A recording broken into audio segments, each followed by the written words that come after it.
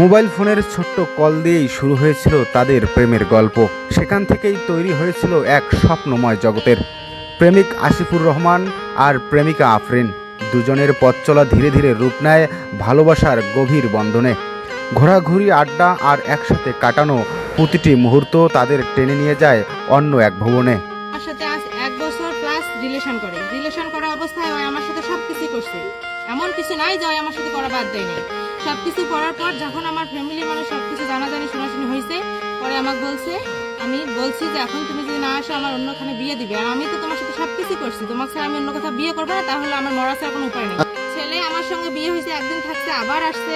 এখন ছেলেটা কোথায় আমি জানি না। তারপর আবার আমার সাথে 7 দিন থাকছে, থাকার পর আমাকে বলছে তুমি আমি বাসায় থাকো, আমি বাড়ি যাই, যে আব্বু আম্মুক সবাইকে ভালোভাবে বুঝে টুঝে তোমাকে আসে নিয়ে যাবো। আমার বাড়ি বের হওয়ার পর থেকে ওর ফোন অফ। ভালোবাসার টানে আফরিন সবটুকু সমর্পণ করেন প্রিয় মানুষ আসিফুরের কাছে। বিয়ের প্রতিশ্রুতিতে ভর করে এগিয়ে যায় তাদের সম্পর্ক। অবশেষে দুজনেই বিবাহ বন্ধনে আবদ্ধ হন, গড়ে তোলেন শারীরিক সম্পর্ক। কিন্তু সেই সুখের গল্প বেশিদিন স্থায়ী হয়নি। বিয়ের কিছুদিন পরেই হঠাৎ করেই আসিফুর সব যোগাযোগ বন্ধ করে দেন আফরিনের সঙ্গে। আমি জানি না, আমার দাবি আমি আমার বরকে চাই।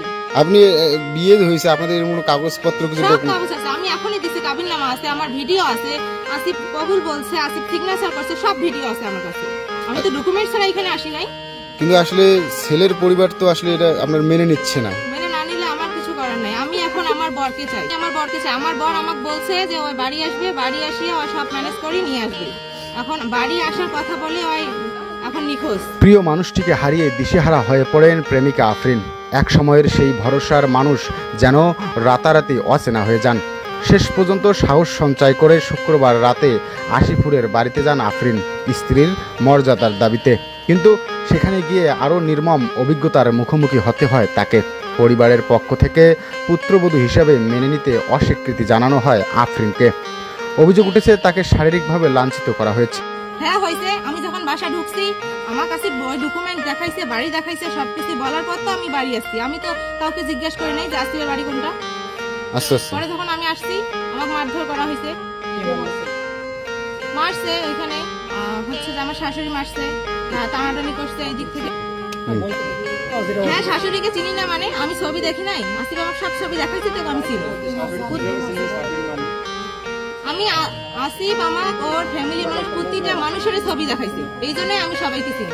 এ ঘটনায় স্থানীয়দের দাবি দুই যুবক যুবতীর পবিত্র ভালোবাসাকে যেন কলঙ্কিত না করা হয়।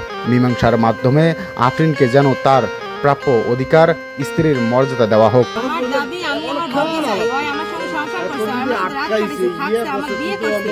বিয়ে করার পর ওই আসছে, আশেপাশে ওর আর কোনো খোঁজ খবর নেই। আমি এখন আমার বর ছাড়া আমি এখান থেকে এক অবধি পর্যন্ত লড়বো না। আসিফ বিয়ে করছে, আসিফ এই বাড়ির ডকুমেন্ট দেখে বিয়ে করছে, আসিফ বিয়ে করছে ওর বাবা মার নাম দিয়ে বিয়ে করছে, তাহলে আমি এখান থেকে যাবো কি জন্য? ভালোবাসার এই করুণ অধ্যায় ঘটেছে লালমনিরহাটের হাতীবান্ধ উপজেলার শিমুলতলা গ্রামে। প্রেমিকা আফরিনের বাড়ি কালীগঞ্জে।